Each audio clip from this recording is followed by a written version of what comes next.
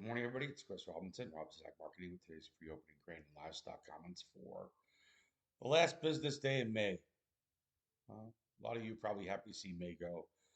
We will start on Monday with June 1st. We'll see if we get some position evening up here as we finish out the week.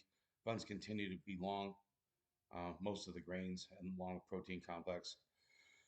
We will get an update today after the close, if they've took some of that off the plate or not. Big news. We're waiting to see if this deal is a deal right? Is he going to sign it? The crude market thinks so. We were under 87 bucks. We hit 86.71. If you get my letter, or if you just, are a general person that watches charts, we know that 87.5 is a big level. It is the midpoint of the entire debacle.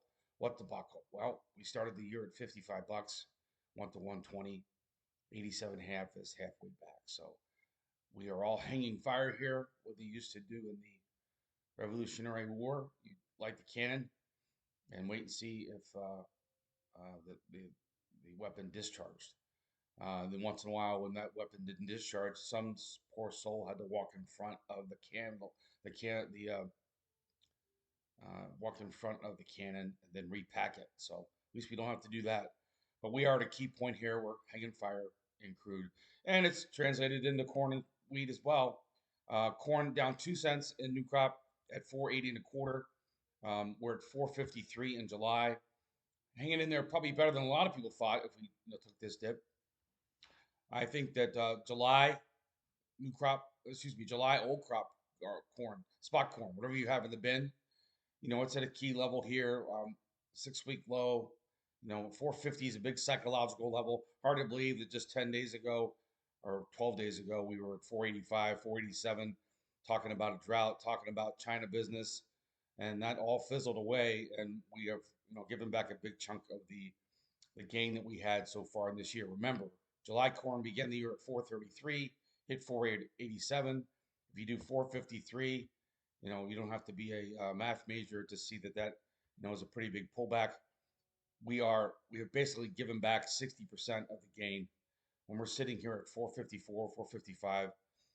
So it's big support level here. We'll see if that holds. If it doesn't, then there's a possibility that we again dip back down to 440 probably. So there's probably 13, 14 cents worth of risk in corn here right now if we don't hold.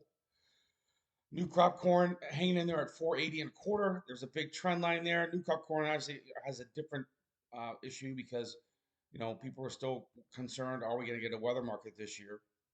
If you look at that contract, the yearly low was 445, the high is 506.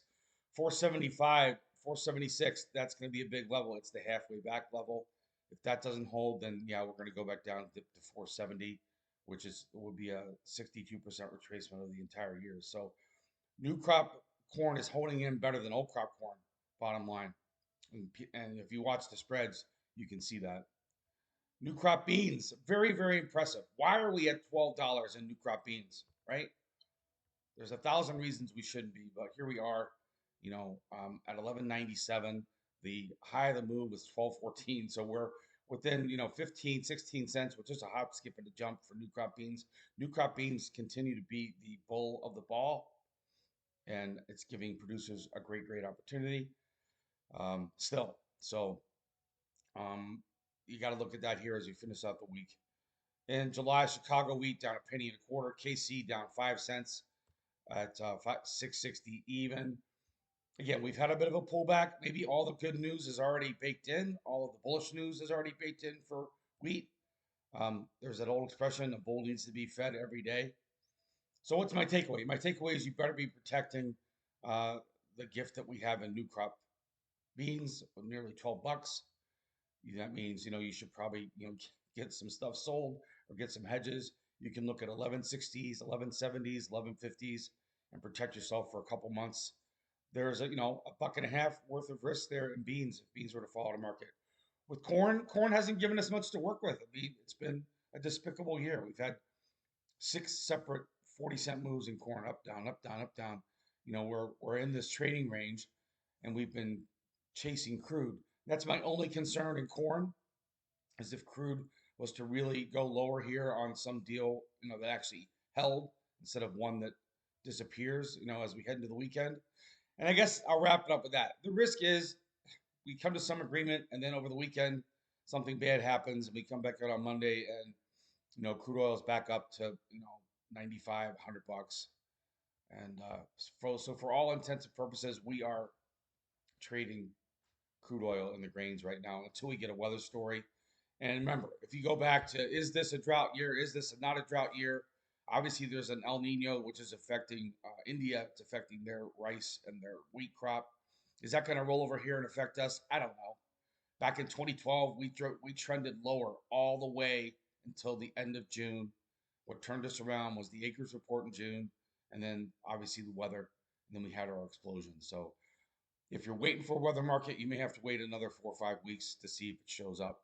That is what history tells us. Now, does history always repeat? No, because if history always repeated, then nobody would have to work for a living. You would just trade, the old chart patterns. But it's something to continue to watch. So keep your risk on paper. Um, I would say defend 1160, 1170 beans. I would also say at least defend 470 corn and sit back and hope that we get a chance to get another weather push higher and make some better cash sales. This is Chris Robinson, Robinson Ag Marketing, 312-638-8868. If you need some help, I have specific cash flow recs. I have specific hedge recommendations. You don't have to be an options expert to work with me. Every time I make a recommendation, I always walk a client through it and give them the different choices of how to manage it. So if you're looking for help, give me a call. Take care.